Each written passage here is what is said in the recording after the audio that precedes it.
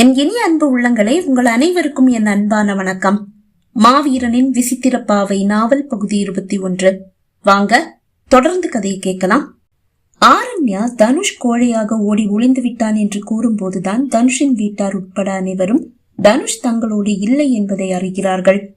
இன்றோடு ஆருத்ரா மீது சுமத்தப்படும் வீண் பழிக்கு ஒரு முற்றுப்புள்ளி வைக்க வேண்டும் என்று தாத்தா மனம் மட்டுமல்ல, ஆருத்ரா அப்பா அம்மா உட்பட அவளை நம்பும் அவளை நேசிக்கும் அனைவரும் விரும்புகிறார்கள்.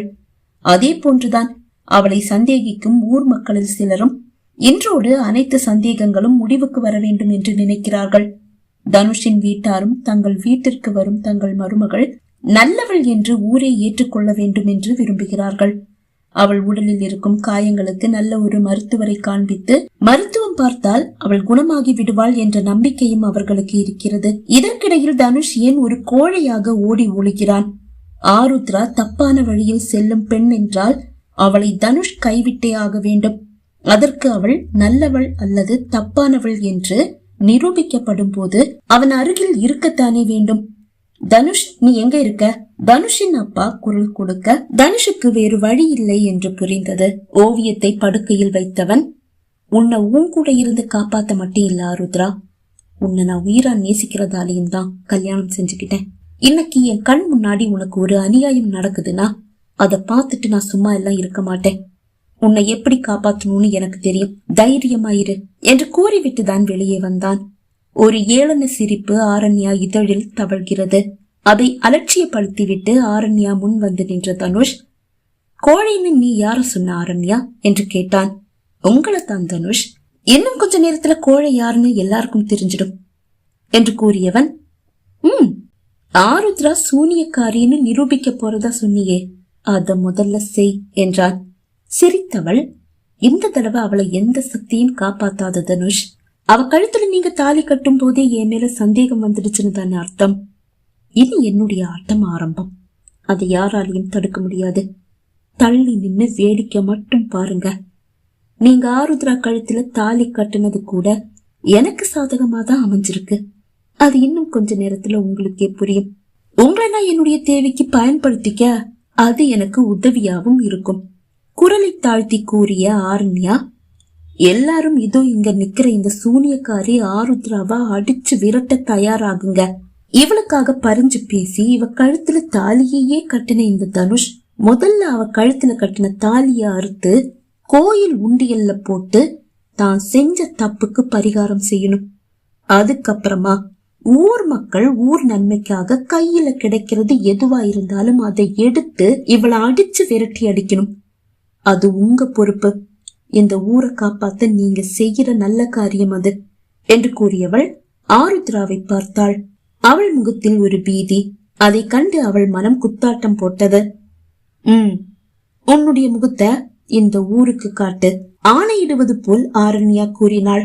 முருகப்பெருமானே, என்னை காப்பதும் அழிப்பதும் உன் சித்தம் என்று கூறிக்கொண்டவள் முகத்தை மறைத்திருக்கும் சேலையை அகற்ற முயல, ஒரு நிமிஷம் ஆருத்ரா, அவளை தடுத்தான் தனுஷ். அனைவரின் கவனமும் இப்போது தனுஷ் மீது விழுந்தது.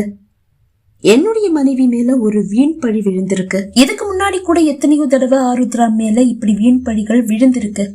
அந்த நேரம் எல்லாம் ஆருத்ரா என் மனைவி கிடையாது. ஆனா யார் யாரோ அவளை நம்பி அவளை காப்பாத்தி இருக்காங்க. இப்போ என் மனைவி ஆனதுக்கு அப்புறமா அவ தப்பானவன் சொல்லி ஒரு வீண் பழி அவ மேல விழுந்திருக்கு. அவ தப்பானவ இல்லைன்னு நான் நம்பினதாலதான் அவ கழுத்திலேயே நான் தாலி கட்டி இருக்கேன். என்னுடைய மனைவி நல்லவதான்னு உங்களுக்கு காட்ட வேண்டியவனும் நான் தான். நானே அவ முகத்தை உங்களுக்கு காட்டுறேன். இன்னொரு விஷயத்தையும் சேர்த்து நான் உங்ககிட்ட சொல்ல விரும்புறேன். ஆரண்யா சொன்ன மாதிரி ஆருத்ரா முகத்துல அந்த 5 விரல் பதிஞ்ச அடையாளம் இருந்தா அவ சூனியக்காரி தான். இல்ல அந்த கங்காதரி அவளுடைய உடம்புல இருக்கான்னு அர்த்தம். ஒருவேளை இத்தனை நாள் அருவருப்பான ஒரு தோற்றத்தோட உங்க முன்னாடி நடமாடிட்டு இருந்த என்னுடைய மனைவி ஆருத்ரா முகம் எந்த புண்ணும் வடுவும் இல்லாம பளிச்சுன்னு ஒளிமயமா இந்த இறைவன் உங்களுக்கு காட்டுனா, இத்தனை நாள் ஆருத்ராவை தப்பா நினைச்சதுக்காக இந்த ஊரே என் மனைவி கிட்ட மன்னிப்பு கேட்கணும். அதை கேட்டு ஆரண்யா மட்டுமல்ல, ஆருத்ராவும் அதிர்ச்சியோடு தனுஷை பார்த்தாள். மற்றவர்கள் விழிகளில் என்ன நடக்க போகிறது என்று அறியும் ஆவல்தான் மேலோங்கி நின்றது. கண்டிப்பாப்பா, ஆருத்ரா எந்த தப்பும் செய்யலனா அவகிட்ட மன்னிப்பு கேட்க வேண்டியது எங்க கடமை. கோயில் பூசாரி தான் கூறினார். தனுஷ் ஆருத்ராவை நோக்கி அடி எடுத்த அதே நேரம் பாலுச்சந்திரன் இருவருக்கும் ஏதோ கஞ்சாடை செய்தான். சட்டென்று புரிந்து கொண்டவர்கள் விரைந்து அவன் அருகில் வர, நான் ஆருத்ரா பக்கம் போனதும் என்னையும் ஆருத்ராவையும் ஒரு சில நொடி நீங்க மறைஞ்சு நில்லுங்க, மத்தத நான் பாத்துக்கிறேன். அவர்களுக்கு மட்டும் கேட்குமாறு தனுஷ் கூற, ஓகே சார் என்ற இருவரும் தனுஷோடு ஆருத்ராவை நோக்கி அடியெடுத்தனர். தனுஷ் ஆருத்ரா அருகில் வந்ததும் இருவரையும் மறைந்து நின்ற பாலுச்சந்திரன் அனைவரையும் நோக்கி புன்னகைத்தனர். எப்பா தள்ளுங்கப்பா, என்ன நடக்க போகுதுன்னு பாக்க நாங்க ரொம்ப ஆவலா இருக்கோம். நீங்க வந்து இப்படி மறைஞ்சு நின்னா எப்படி? கூட்டத்தில் யாரோ ஒருவர் கூற, ஒரு அழகான காட்சியை நீங்க பாக்க போறீங்க, அது அப்படியே சட்டுன்னு காட்டிடவா முடியும்? கொஞ்சம் பொறுங்க என்றான் சந்திரன்.